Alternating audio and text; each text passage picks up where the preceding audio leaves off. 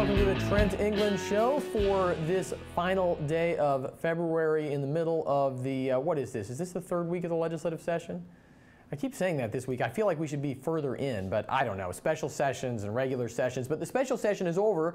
Governor Fallon, well, it should technically come to a close, I think, today, because Governor Fallon did finally sign the budget fix legislation that was passed during the regular session, but actually as the last act of the special session of the Oklahoma State Legislature. Of course, this is basically what the legislature sent her last fall that she had promised to sign, and then once they adjourned that first special session, she vetoed it, forcing a second special session, forcing basically a second overtime, forcing more costs on the public. Again, Governor Fallon said she would sign it, then she vetoed it. After the legislature had adjourned, she forced a second special session. She forced all those costs on taxpayers, and now, as of yesterday, she finally signed basically more or less the same thing.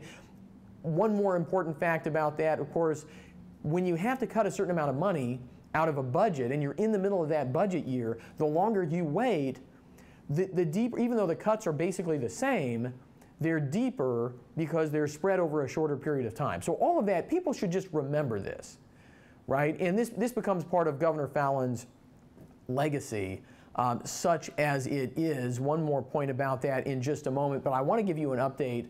Nolan Clay at the Oklahoman had the story in the paper this morning, also ran in the Tulsa World this morning. The update on Representative Mark McBride. He is the Republican state legislator who found a tracking device on his pickup truck. Somebody was tracking him around, had violated his property rights in his pickup truck by attaching this device to it, violating his privacy, tracking him around, and I mean.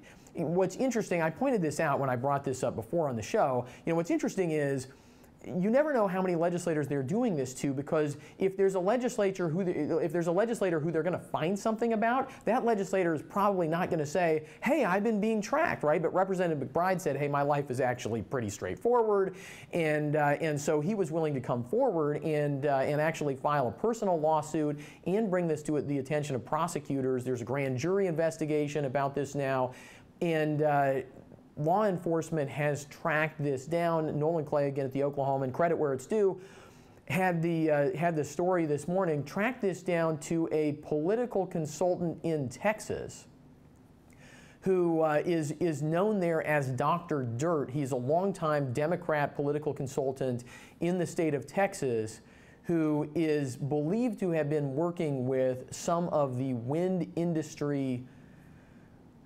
special interest groups the theory is coming together here to intimidate Oklahoma legislators. So that's what we know so far. I thought that was fascinating, something that we all should know about. And frankly, I mean, this makes it much more likely that the Oklahoma legislature is going to pass this year a tax, not just removing the handouts, but pass a tax on wind energy because look, I mean, legislators stick together, and if they want to send a message in general, not just to the wind industry, but to any special interest group, if the legislature wants to send a message that says, look, some tactics are out of bounds, and I will say for myself, I think these tactics are out of bounds. I think it's disgusting. I'm glad that Representative McBride filed a lawsuit. I hope that suit continues because I do think it's a trespass, and I hope the legislature takes this seriously and defends basically its own power and defends its members by pushing back on this in whatever way they can. Okay, so that's the update on the tracking of legislators. I just found out this morning, you may see this in the media or you may not, it's not a big story, but it is a story. It should be a bigger story. Governor Mary Fallon has reappointed a Brad Henry appointee to the Oklahoma Board of Regents. These are the people who govern higher education in Oklahoma. They have tremendous power under the Oklahoma Constitution, which actually, I gave a speech last Saturday to the Growth and Opportunity Summit up in Tulsa, and I identified that provision as one of the worst provisions. Now, there's a list. It's not the worst, but it is one of the worst parts of the Oklahoma Constitution that gives the Board of Regents a whole lot of power, deprives the legislature of the power of the purse when it comes to higher education. So this is a powerful group of people that mostly nobody knows, nobody votes for them, it's all appointed. And who did Mary Fallin just reappoint? This is not just a Brad Henry holdover. She reappointed Mike Turpin, who is the former chair of the Oklahoma Democratic Party, the former Democrat Attorney General of the state of Oklahoma. He's written for Slate. He's written for, I mean, the guy is a liberal Democrat. And so, look, I'm in a little bit of a quandary because Governor Fallin is going to be around for, I mean, what, for another 10 months or so. And, you know, typically you talk about public officials, you identify them with a party, right? You would identify Governor Mary Fallin as a Republican. But I'm in a quandary. I want your feedback. If you're watching the show, I would love your feedback on this. Governor Mary Fallin, I don't believe that she's a Republican anymore. She was in the past. I think that was true, that she was in the past. I just don't personally believe that anymore. And so I feel dishonest identifying her as a Republican. I'm not sure how to identify her anymore. I mean, and get how bad this is, right? This term, right, Mike Turpin's new term on the Board of Regents will extend through the entire governorship of whoever the next governor of the state of Oklahoma is, right? So this will be the gift that keeps on giving for the left, for liberals, for Oklahoma Democrats, right? A gift from Mary Fallin to them, compromising the next governor's ability to govern. I mean, are we to believe that there wasn't a single conservative in the state of Oklahoma who was qualified to take Mike Turpin's place on the Board of Regents? Again, can we pull up the picture of Mike? This is a picture, I found this on Mike Turpin's bio, right? He put this picture online, right? This is who Mary Fallin just reappointed to the Oklahoma Board of Regents. Not Bill Clinton, but Mike Turpin, right? Isn't that a great picture of Bill Clinton, by the way? I think that's the worst picture of Bill Clinton I've ever seen. But, I mean, I mean, let me know. How should we refer to Mary Fallin going forward? Because I don't feel like I can honestly anymore call her a Republican. She is one of Oklahoma's most vocal advocates for tax increases. None of her recent budgets have proposed any spending cuts at all. No spending cuts in any of her recent budgets. I mean, not to the most harebrained parts of government, right? I can't identify any way in which Mary Fallin is advancing anything in the Republican Party platform. She's certainly advancing things in the Democratic Party platform. And I can't identify any way in which she's advancing conservative principles. If you think I'm wrong, send me a message, send me a comment. If you think I'm right, I mean, what are we to do? How do we honestly refer to our lame duck governor in Oklahoma? Okay, that's enough of that. I'm sure we'll talk about that more in the future. I'm sorry that we have to, but it's her actions. And we just have to be honest about what the politicians do. Okay, I've got two special treats for you. I interviewed yesterday afternoon, I was able to interview the second most powerful man in Washington, D.C., as identified by Saturday Night Live. Saturday Night Live identified Grover Norquist as the second most powerful man in Washington, D.C., right below Congress and right above Oprah. If you remember that sketch from 2011, Grover Norquist is the president of Americans for Tax Reform, and I asked him two questions. What are the benefits still to come from tax reform? And how do things look for November in terms of elections and conservatives? Here's my interview from yesterday with Grover Norquist. Okay. So I know we've seen some of the benefits of tax reform already, but what are those and what's left to come? I mean, what's the balance as far as what we're going to get, what we've got so far, and what's left? Sure. Republicans are selling growth over time. because that's what they saw under Reagan. But we've had some pleasant surprises. The first was when companies started doing bonuses. They knew they wanted to pay their employees more. They didn't know how much. So rather than wait 5 months to decide what the pay increase would be, they're going $1,000 now. And that got people's attention. We're now at 4 million Americans have been told they're getting a one-time hit bonus to start with. 400 companies, 4 million bonuses. So that gave a lot of chatter. Second, it took until February for the IRS and for companies to figure out how to change withholding accurately. So now in February, everyone gets a check every 2 weeks. 90% of people discover they're paying less in taxes. They have a pay increase, because a tax cut is a pay increase. Every 2 weeks, they see their pay increase in their pay slip and notice that they're paying less in taxes. Then you add to that half of the American people are in the stock market through a 401k or an individual retirement account or defined contribution pension, and they're seeing in the last year their life savings have gone up 33% because the lower taxes means all the stocks are worth more as well.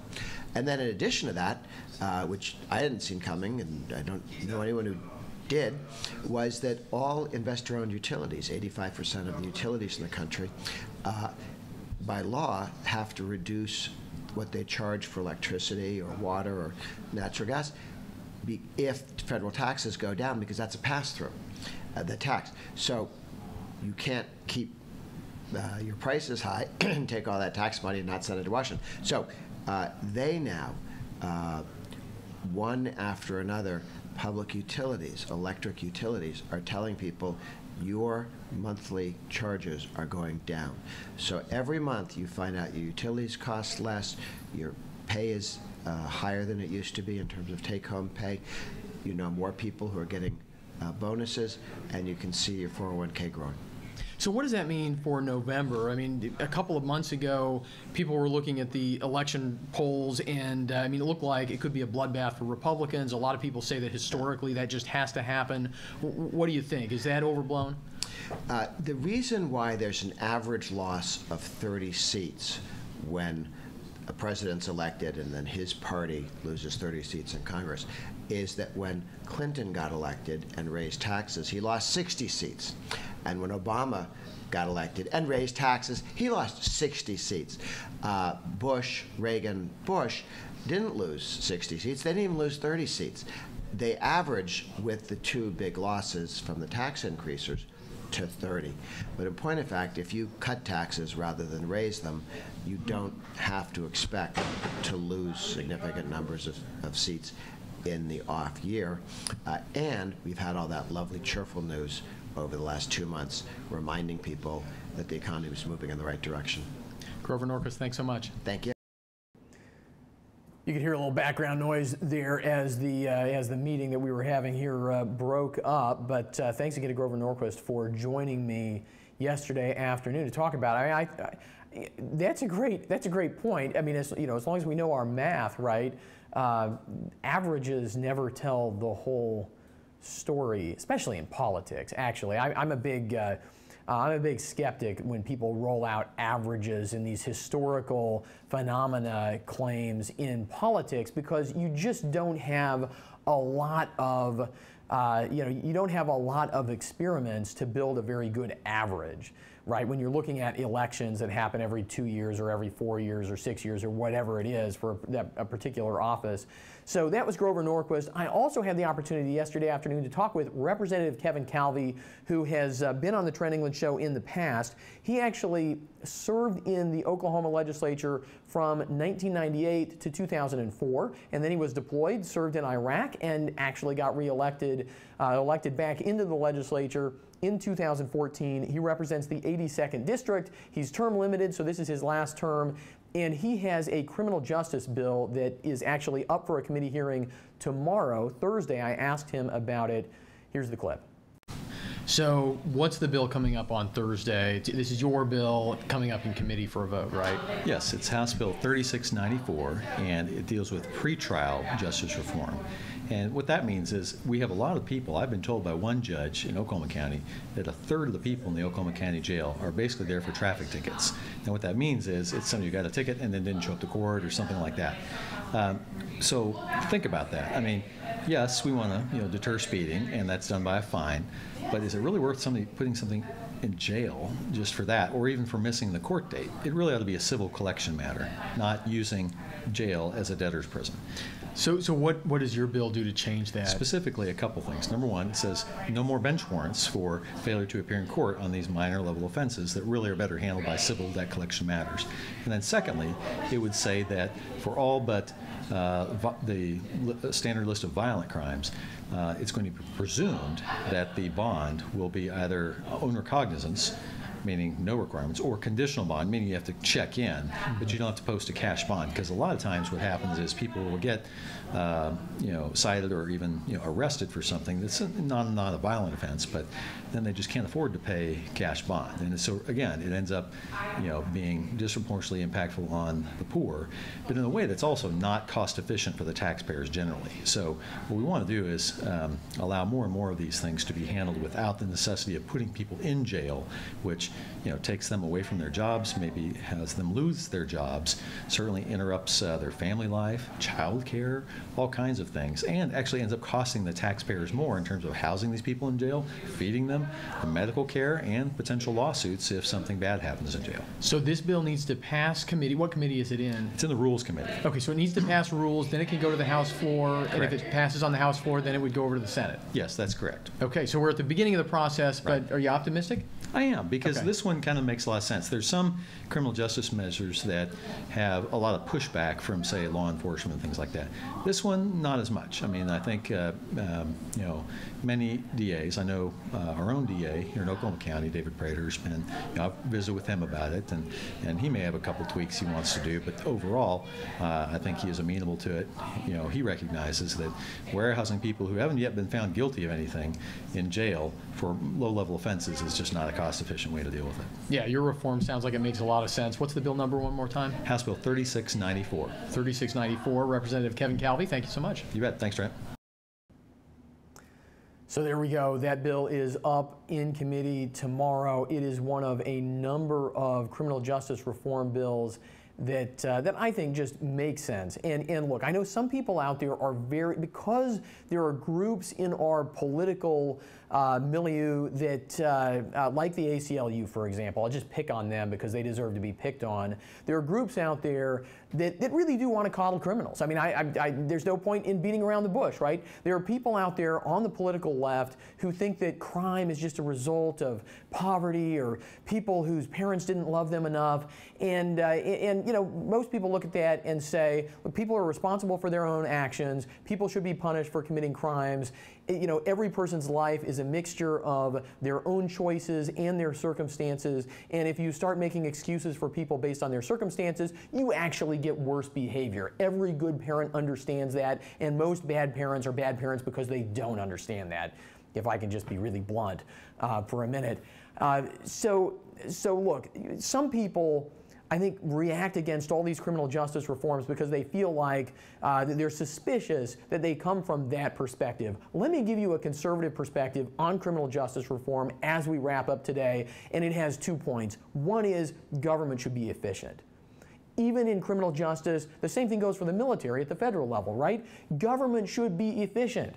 And we should be aware that government tends toward inefficiency because government's a monopoly. And the more important a part of government is, the more dangerous it is, because it's a monopoly that people tend to give it a pass, right? People tend to give the military a pass at the federal level. They tend to give policing, criminal justice, education a pass at the state and local level. And we should never give government a pass. We should never give anybody a pass, right? But we should always be skeptical of government because it's always a monopoly.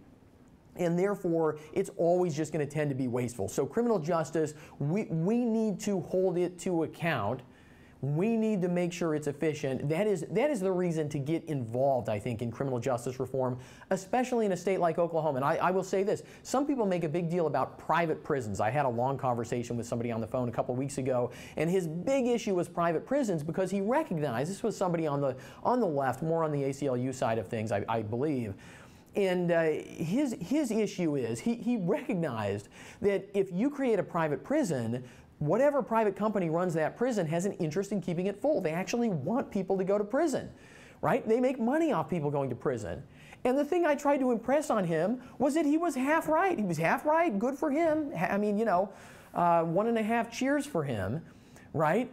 But the same thing is true of a public prison. The same thing is true when politicians and bureaucrats run prisons, right? They still benefit, they still get bigger budgets and have a bigger little political kingdom by keeping it full, by sending more people to prison. I mean, and again, it's not to attack anybody's motives. It's just fascinating to me. You get these folks on the left who say, well, you don't like privatizing criminal justice. I tend to agree with them, but what they don't understand is these same incentives operate on the public side, on the government side, politicians, businessmen. Look, everybody has self-interest, right? I have self-interest, you have self-interest. That's the fundamental challenge, one of the fundamental challenges of government. So the first reason, government needs to be efficient, and we should recognize that everybody in government has some self-interest just like everybody else. The second reason is the moral reason, right? We should avoid, as much as we possibly can, treating human beings